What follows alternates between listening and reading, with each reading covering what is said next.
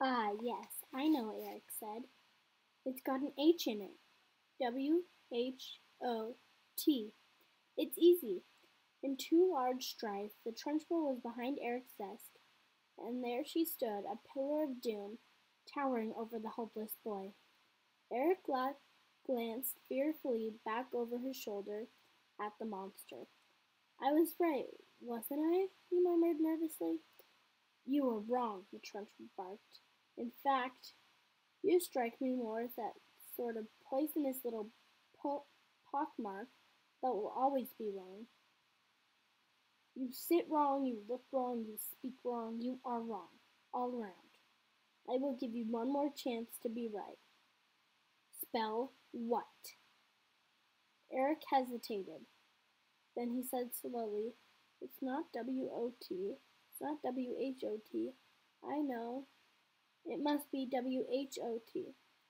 Standing behind Eric, the Trunchbull reached out, took hold of the boy's two ears, and with one hand pinched each of them between her fingers and forefinger and thumb.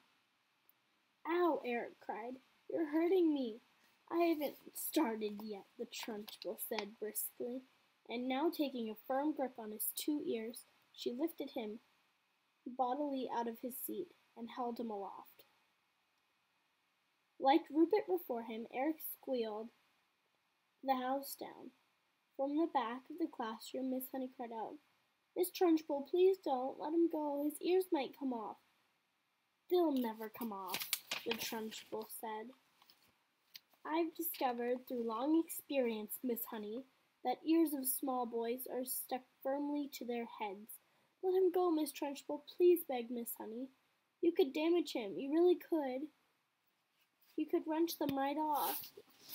Ears never come off, the Trunchbull shouted. They stretch marvelously, like these are doing now, but I can assure you they will never come off.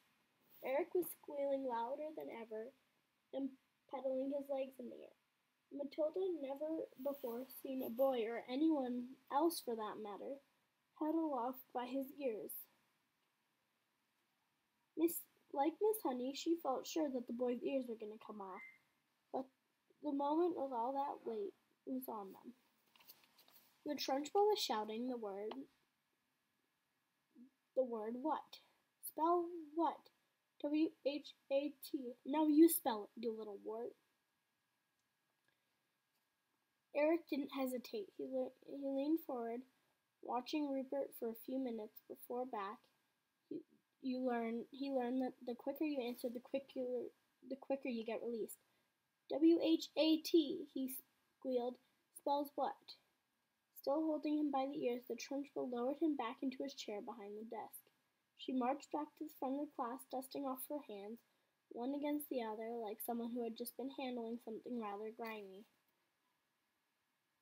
That's the way to make them learn, Miss Honey said. You take it from me. It's no good just telling them. You've got to hammer it into them. There's nothing like a little twisting and twaddling to encourage them to remember things. It concentrates their minds wonderfully. You could do permanent damage, Miss Trunchbull, Miss Honey cried out. Oh, I have. I'm quite sure I have, the Trunchbull answered, grinning. Eric's ears will have stretched quite considerably. The last couple of minutes, they'll be much longer than they were before. There's nothing wrong with that, Miss Honey. It'll give him an interesting pixie look for the rest of his life. Miss Trunchbull. Oh, do shut up, Miss Honey. You're as wet as any of them.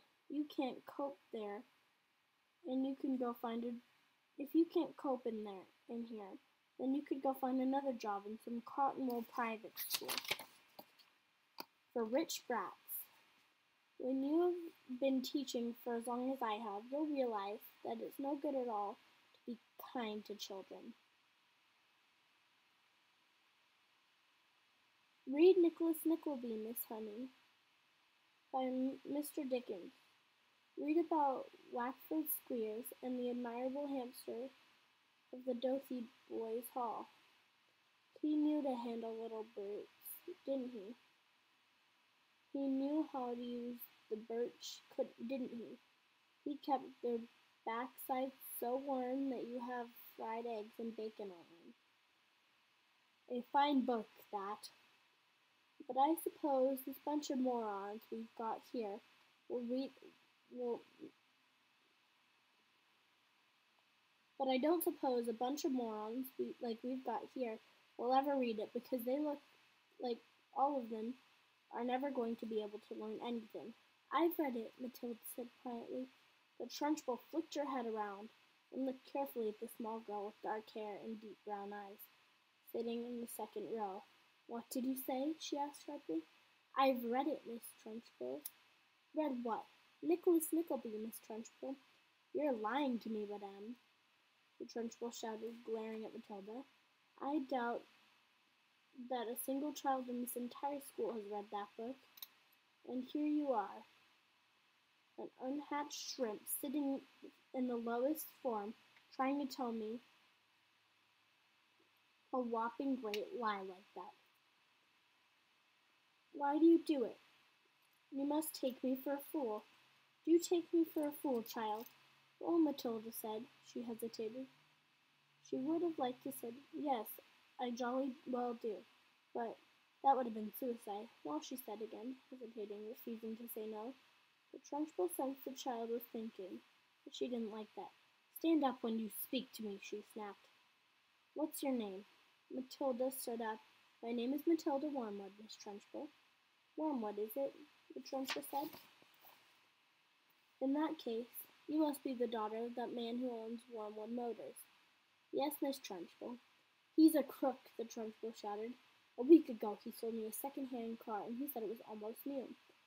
I thought it was a splendid fellow, but then, this morning while I was driving that car through the village, the entire engine fell out onto the road, and the whole thing was filled with sawdust. The man's a thief and a robber. I'll have his skin for sausages. You see if I don't. He's clever at business, Matilda said. Clever my foot, the Trunchbull shouted. Miss Honey tells me you are meant to be clever too. Well, madame, I don't like clever people. They're all crooked. You must certainly be crooked. Before I fell out with your father, he told me some very nasty stories about the way you behave at home. But you better not try anything in school, young lady. I shall be keeping a very careful eye on you from now on. Sit down and keep quiet.